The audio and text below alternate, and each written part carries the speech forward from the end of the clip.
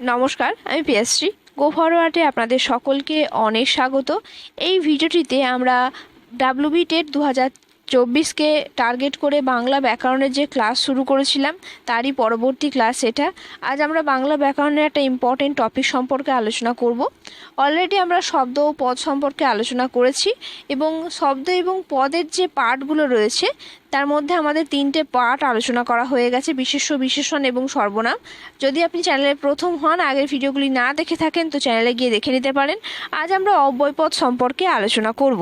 আর আপনারা যদি আমার ভিডিওগুলির পিডিএফ সংগ্রহ করতে চান তো আপনারা গো ফরওয়ার্ডের টেলিগ্রাম চ্যানেলে জয়েন হয়ে যেতে পারেন। সেখান থেকে আপনারা ইজিলি পিডিএফটি সংগ্রহ করতে পারবেন।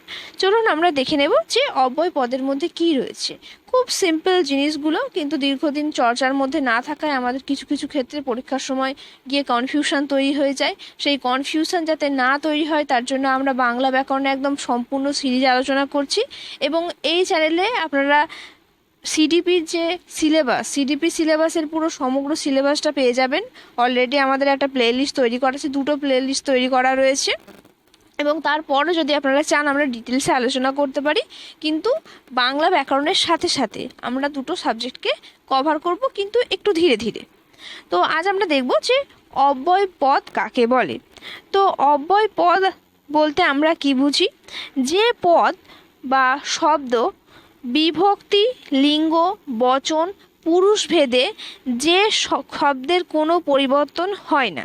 বলছে যে পদের বিভক্তি, লিঙ্গ, বচন, পুরুষ ভেদে যে শব্দের কোনো পরিবর্তন হয় না তাকে বলা হয় অব্যয় বলা হয়। এখানে আমি নাটা দিতে ভুলে গেছি, টাইপ মিস্টেক হয়ে গেছে।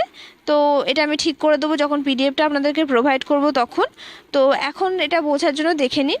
অর্থাৎ যে সমস্ত পদ অব্যয়কে যদি আমরা বিশ্লেষণ করি তাহলে অব্যয়কে ভাঙলে হয় যে অব্যয়, অর্থাৎ যে পদের কোনো ব্যয় হয় না। অর্থাৎ যে সমস্ত শব্দগুলোকে বা পদগুলোকে আমরা কোনো মতে পরিবর্তন করতে পারি না বা বাক্য বা বাক্যাংশ থেকে কেটে বাদ দিতে পারি না। অর্থাৎ যে পদের বা শব্দের কোনো ক্ষয় নেই, ব্যয় নেই, সেই সমস্ত পদগুলোকে বা শব্দগুলোকে আমরা অব্যয়পদ বলে থাকি। যদি আমরা উদাহরণ দেখি তাহলে উদাহরণ দেখলেই আমাদের জিনিসগুলো পরিষ্কার হয়ে যাবে। রাম এবং শ্যাম 2 ভাই। আমায় বিরক্ত করো না। তো এই যে 2টো বাক্য আমরা পড়লাম, এখানে দেখুন যে রাম এবং শ্যাম তো নাম পদের মধ্যে চলে আসছে। তো এখানে কিন্তু এবং এই শব্দটা আমাদের অব্যয়। এই এবং শব্দটার আমরা কোনোভাবেই পরিবর্তন করতে পারি না। তার লিঙ্গই পরিবর্তন হোক বা বিভক্তি পরিবর্তন হোক বা বচনই পরিবর্তন হোক, অর্থাৎ যে কোনো মূল্যে যে কোনোভাবে এই যে অব্যয় পদগুলো রয়েছে এই অব্যয় পদগুলোকে বাক্য থেকে আমরা বাদও দিতে পারি না, সরাতেও পারি না এবং পরিবর্তনও করতে পারি না। অব্যয় পদকে মোট 3টি ভাগে ভাগ করা হয়। অর্থাৎ অব্যয়পদের যে শ্রেণীবিভাগ তার মধ্যে তার 3টি শ্রেণীবিভাগ রয়েছে এবং এই 3টি শ্রেণীবিভাগের মধ্যেও কিন্তু বিস্তৃত আলোচনা রয়েছে। আপনারা যদি সেই বিস্তৃত আলোচনাটা পড়তে চান তাহলে কিন্তু আমি ছবি তুলে দিয়ে দিতে পারি টেলিগ্রাম চ্যানেলে। কিন্তু জিনিসগুলো যেহেতু আপনাদের যদি প্রথমেই দিই তো আপনাদের কাছে জটিল হয়ে যাবে জিনিসগুলো। তো তাই জন্য আমরা একদম মেন যে ভাগগুলো, মেন যে অংশগুলো সেইগুলোই আলোচনা করছি। তো পদান্বয়ী অব্যয় কাকে বলা হয়? পদান্বয়ী অব্যয় যে অব্যয় বাক্যের অন্তর্গত এক পদের সাথে অন্য পদের অন্বয় বা সম্পর্ক বোঝায় তাকে পদান্বয়ী অব্যয় বলা হয়। অর্থাৎ যে সমস্ত পদগুলো বা অব্যয় পদগুলো কোনো বাক্যের মধ্যে বসে সেই বাক্যে অবস্থিত 2টো পদের মধ্যে সম্পর্ক স্থাপন করবে তাদেরকে কিন্তু পদান্বয়ী অব্যয় বলা হয়। এক্ষেত্রে কিন্তু খুব সুকৌশলে সহজ জিনিসগুলো ভুল হয়ে যায়। যেমন 2017-তে যে কোয়েশ্চেনটা এসেছিল সেখানেও কিন্তু এই পদান্বয়ী অব্যয়টা এসেছিল। কিন্তু অনেক সময় কি হয় যে আমরা খেয়াল করি না, আমাদের কিন্তু বাক্যের মধ্যে অর্থগুলো দেখতে হবে যে এখানে কিন্তু 2টো পদের মধ্যে সংযোগ স্থাপন করছে কিনা। তো এখানে দেখি বই, সই, মধ্যে, সঙ্গে, এই যে শব্দগুলো এগুলো সবই কিন্তু পদান্বয়ী অব্যয়ের মধ্যে চলে আসে। তো এগুলো স্পেশালি পদান্বয়ী অব্যয়ের উদাহরণ। কিন্তু আমাদের দেখতে হবে যে এই যে বই, সই, মধ্যে, সঙ্গে এগুলো অন্য অব্যয়ের ক্ষেত্রে ব্যবহার হতে পারে কখনো কখনো, কিন্তু এর কোনো ফিক্সড রুল নেই, কিন্তু এই যে অব্যয়গুলো রয়েছে এই অব্যয়গুলো যেখানে বসবে সেখানে বসে দুটো পদের সঙ্গে কিন্তু সম্পর্ক স্থাপন করবে বা সংযোগ স্থাপন করবে। যেমন উদাহরণ আমরা দেখি, মায়ের সঙ্গে ছেলেটাও কাঁদছে। এখানে এই যে সঙ্গে কথাটা, এখানে মা একটা পদ এবং ছেলেটা একটা পদ, এই সঙ্গে কথাটা বসে কিন্তু মায়ের সঙ্গে ছেলেটাও কাঁদছে, অর্থাৎ মা এবং ছেলের মধ্যে যে একটা সম্পর্ক রয়েছে বা সম্বন্ধ রয়েছে বা সংযোগ রয়েছে সেটা আমাদের বোঝাচ্ছে। কানু বিনা গতি নাহি আর, বলছে কানু, কানু বলতে আমরা জানি যে কৃষ্ণকে বলা হয়েছে, যে কানু বিনা গতি নাহি আর, এটা রাধা মূলত বলেছে, রাধার মুখ দিয়ে পড়ানো হয়েছে যে কানু বা কৃষ্ণকে ছাড়া আর গতি নেই। অর্থাৎ এখানে কৃষ্ণের সাথে এই যে বিনা শব্দটা, ছাড়া বিনা এই যে শব্দগুলো, এই শব্দগুলো কিন্তু সম্বন্ধ স্থাপন করছে কার সাথে, কি না, কানুর সাথে। তো এই কানুর সাথে কোনো একটা পদের বা কোনো একটা ব্যক্তির যে সম্বন্ধ রয়েছে বা সম্পর্ক রয়েছে সেটা কিন্তু বোঝাচ্ছে। তো বিনা সঙ্গে এই শব্দগুলো একটা বাক্যের সঙ্গে, একটা বাক্যে একটা পদের সাথে আর একটা পদের সম্পর্ক তৈরি করছে। তো এইগুলোকে তাই জন্য আমরা পদান্বয়ী অব্যয় বলবো। যখন আমরা অব্যয় প্র্যাকটিস করব তখন আমরা খেয়াল রাখবো যেন দুটো পদের সাথে সম্পর্ক বোঝা যাচ্ছে কিনা সেটার দিকে খেয়াল রাখতে, না হলে কিন্তু জিনিসগুলো ভীষণ সহজ। প্রথমবার যখন আপনারা দেখবেন একটু কেমন লাগতে পারে, কিন্তু যখন আস্তে আস্তে জিনিসগুলো অভ্যাস হয়ে যাবে বা প্র্যাকটিস করবেন, আরও বেশি আমরা প্র্যাকটিস করব চ্যানেলে, তখন কিন্তু জিনিসগুলো একদম সম্পূর্ণ পরিষ্কার হয়ে যাবে। এবার 2 নম্বর অব্যয় হচ্ছে সমুচ্চয়ী অব্যয়। তো সমুচ্চয়ী অব্যয় কাকে বলে, এই অব্যয়টাও খুব সহজ। বলে যে অব্যয় একাধিক বাক্যকে সংযুক্ত বা বিযুক্ত বা সংকোচন করে তাকে সমুচ্চয়ী অব্যয় বলা হয়। অর্থাৎ যে সমস্ত অব্যয়গুলো দুটো একাধিক বাক্যকে ছোট করে, কখনো কেটে ফেলে বা কখনো একদম বাদই দিয়ে দেয়, তো সেই সমস্ত অব্যয়গুলোকে বলা হয় সমুচ্চয়ী অব্যয়। সমুচ্চয়ী অব্যয় কিন্তু সবসময় কোনো কিছুকে বাদ দেওয়ার চেষ্টা করবে। যেমন উত্তম ও অধম একই সাথে চলছে। তো এখানে যে উত্তম এবং অধমকে, এই দুটো শব্দকে কিন্তু সংযুক্ত করেছে। এখানে কখনো সংযুক্ত করবে, কখনো বিযুক্ত করবে বা কখনো সংকোচন করবে, কখনো জুড়বে, কখনো বাদ দেবে বা কখনো একদম ছোট করে দেবে। এই রকম বরং, তথাপি, এবং, তথাপি, অথচ, অতএব, সুতরাং, না হলে, তবে, আর, এই যে শব্দগুলো, এই শব্দগুলো প্রত্যেকটাই কিন্তু সমুচ্চয়ী অব্যয়ের উদাহরণ। আমাদের এগুলো খেয়াল রাখতে হবে। জিনিসগুলো খুব সহজ, কিন্তু এগুলো আমাদের বারবার রিভিশন করতে হবে যাতে জিনিসগুলো সম্পর্কে আমাদের একটা পরিষ্কার ধারণা আসে।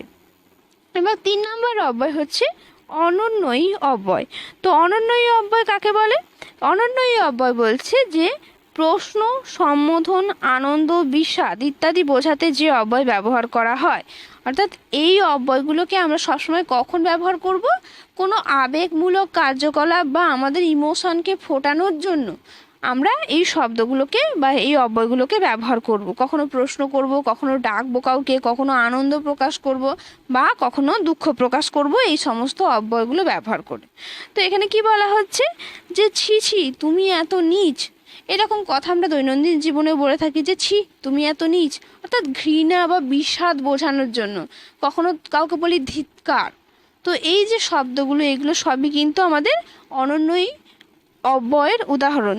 এছাড়া high high, high high high, সাবাস, বারে, ওহে, ওগো, কই গো, অমন, মরিমরি, ছি, তাই তো, রে, এই যে অব্যয়গুলো, এগুলো কিন্তু প্রত্যেকটা অনন্যয়ী অব্যয়ের উদাহরণ।